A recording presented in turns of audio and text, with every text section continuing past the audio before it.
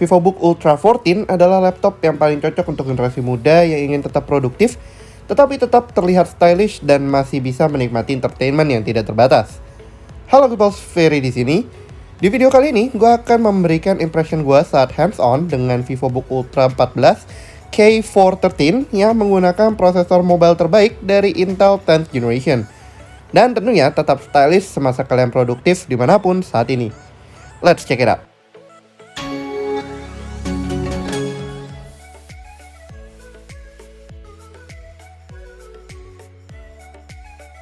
By design, VivoBook Ultra 14 K413 ini merupakan salah satu laptop Windows paling stylish yang ada saat ini.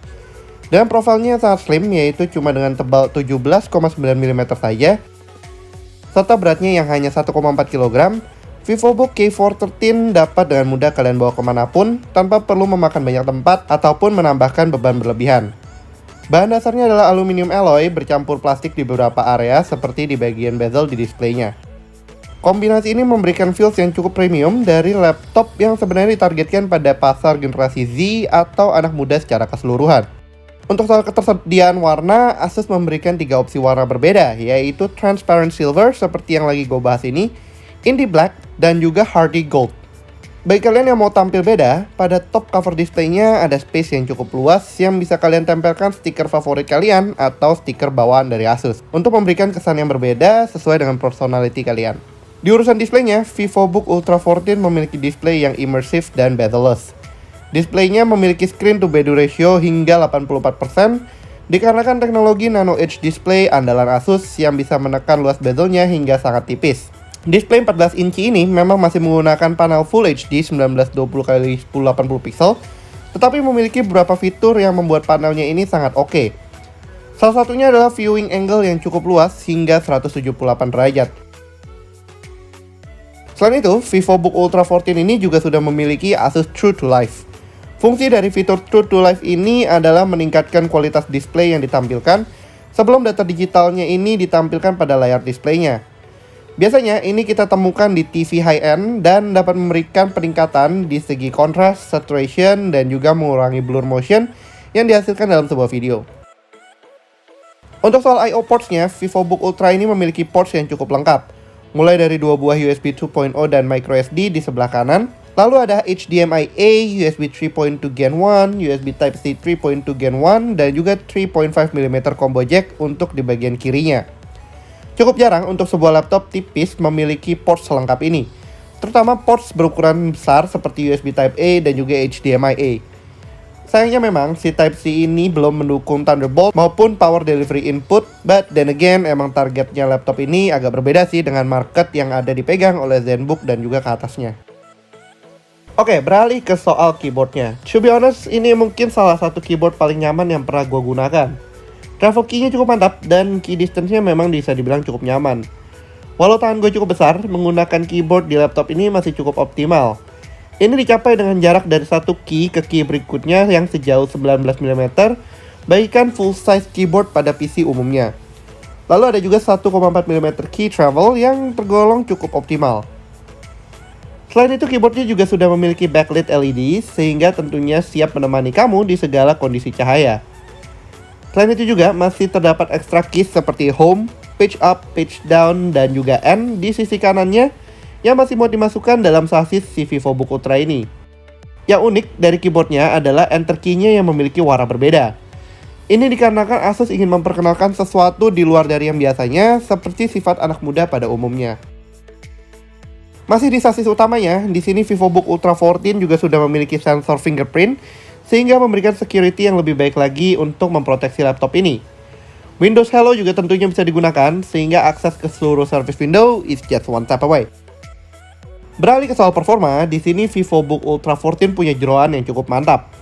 Ditenagai oleh opsi Core i3, i5 ataupun i7 dari Intel 10th Generation, dan ketiga opsi prosesor tersebut dapat memberikan performa yang cukup powerful untuk VivoBook Ultra 14 ini. Selain Core i3 yang hanya memiliki 2 core dengan 4 threads, untuk i5 dan i7-nya sudah menggunakan 4 core dengan 8 threads. Frekuensi yang didukungnya juga bisa di-boost hingga 4,9 GHz untuk di higher-end model. Selain soal prosesor, laptop ini juga memiliki discrete graphics yaitu Nvidia MX 330 atau MX 350, tergantung dengan SKU yang kalian pilih. Dengan adanya dedicated graphics dari Nvidia ini, kalian bisa menggunakan laptop ini untuk task yang lebih powerful, seperti graphic editing, video editing, bahkan light gaming sekalipun. Sayangnya gue belum sempat menjajal performa gamingnya, tetapi jika kalian memilih yang menggunakan MX 350, tentunya performanya bisa berjalan dengan baik untuk gaming. Paling tidak, Fall Guys pun masih bisa jalan. Selain jeroan tersebut, kalian secara default akan mendapatkan RAM 8GB DDR4 dengan memori penyimpanan SSD 512GB menggunakan PCIe M.2. Performa multitasking untuk productivity di laptop ini berjalan lebih dari cukup, bahkan sangat baik yang tentunya cocok bagi anak muda yang butuh segalanya serba cepat. Ngomongin soal cepat, untuk konektivitas si laptop ini juga sudah siap mendukung Wi-Fi 6. Wi-Fi 6 ini adalah generasi koneksi Wi-Fi terbaru yang memiliki throughput 3 kali lebih tinggi daripada Wi-Fi 5 dengan kapasitas network 4 kali lipat lebih tinggi juga. Selain itu, network card-nya juga sudah memiliki akses koneksi ke Bluetooth 5.0 yang memudahkan komunikasi dengan perangkat berbasis Bluetooth. Untuk soal performa baterai, Asus memberikan VivoBook Ultra 14 ini 43 Wh 3 cells yang cukup bertahan lama dalam penggunaannya. Penggunaannya digadang Asus dapat mencapai hingga 5 jam dalam kondisi full charge. Penggunaannya digadang Asus dapat mencapai hingga 5 jam dalam kondisi full charge. Ini dicapai juga berkat prosesor Intel 10th Generation yang punya power efficient yang sangat baik, serta Nvidia Dedicated Graphics yang juga memiliki teknologi yang memberikan keseimbangan antara performa dan battery life. Dan tentunya bukan Asus namanya kalau nggak punya fitur utilities multifungsi, yaitu My Asus.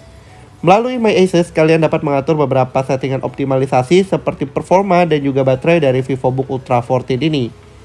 Tentunya fitur paling favorit gue adalah Link to My Asus yang dapat memungkinkan perangkat eksternal seperti smartphone dan tablet kalian menjadi secondary display.